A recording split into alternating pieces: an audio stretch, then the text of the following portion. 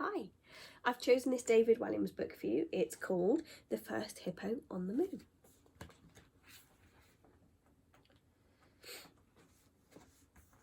This is the tale of two hippos. Two hippos with one dream: to be the very first hippo on the moon. One enormously rich hippo, Hercules Waldorf Franklin III, paid for a gigantic hippo space centre to be built to blast him there. Sheila didn't. Yes, the other hippopotamus's name was Sheila. One morning she announced, "I want to be the first hippo on the moon." "But Sheila," said her giraffe friend, "you don't have a space rocket." "Then we'll make one, Keith," Sheila replied. Yes, the giraffe's name was Keith. "Us hippos like to dream big." Sheila's friends got to work building a rocket. Tina the elephant brought the biggest tree trunk she could find. Joyce the gorilla fetched the longest vine. And Derek the ostrich was given the task of gathering the pongiest mountain of rhinoceros dung. After many days and nights, the animals finally unveiled a space rocket. Well, something that looked a bit like a space rocket. At least a tiny bit. "Thank you, friends. It's my very own Hippo rocket." All they needed to do now was ignite the rhino dung and blast Sheila into space. But how? "Try rubbing those two spiky thingamabobs together to create a spark," instructed the hippopotamus. "Oh, thank you very much, dear." "Okay, let's go," Sheila announced. "Dream big, everyone. 3, 2, 1, blast!" But before Sheila could say off, it started raining. It rained and rained and rained. It was rainy season. It didn't stop raining for 5 long months. The moment the rain stopped, Sheila began her countdown again. 3, 2, 1, blast off! Zoom! The Hippo rocket shot up into the sky. The hippopotamus watched as the earth became smaller and smaller, and the moon became bigger and bigger. But deep space, disaster struck. Sheila was so busy munching on her shrub sandwiches that she didn't spot what was hurtling towards her. A giant asteroid.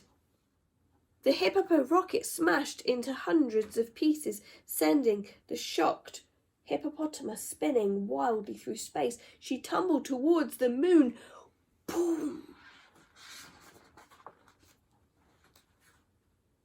To her astonishment, Sheila had landed on top of the other hippopotamus just as he was taking his very first step onto the moon's surface. "Excuse me? I'm terribly sorry. What on earth, I mean the moon, are you doing here?" I wanted to be the first hippopotamus on the moon." "Well, you're not. I am Hercules Waldorf Franklin III.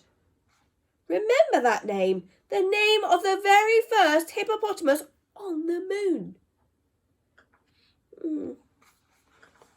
Can we both be the first hippopotamus on the moon?"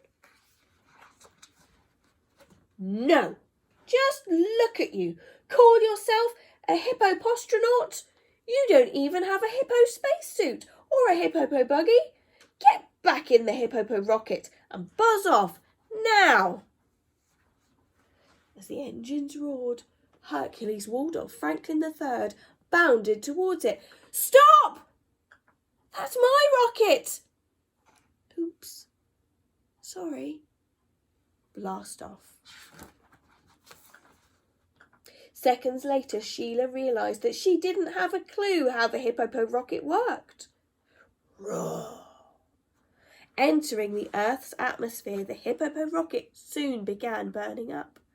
Within moments, the hippopotamus's bottom was blazing like the sun. Sheila hit the Earth with a giant whomp.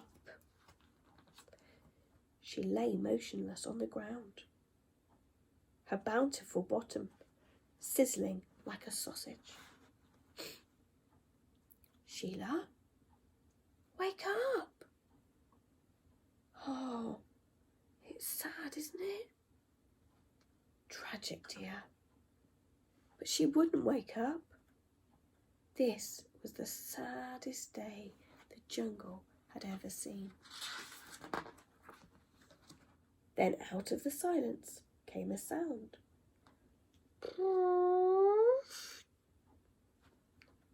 The distinctive sound of a bottom burp. All of the animals stared at each other. Who would dream of letting one go at such a sad time?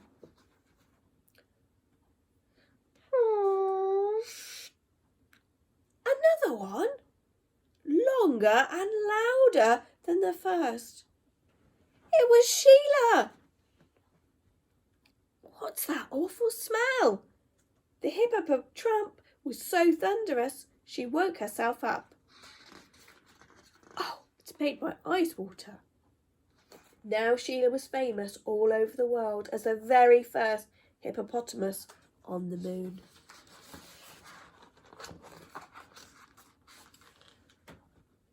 She never mentioned the other hippopotamus who got there first. So whatever you do, please don't tell anyone. Take care, everybody.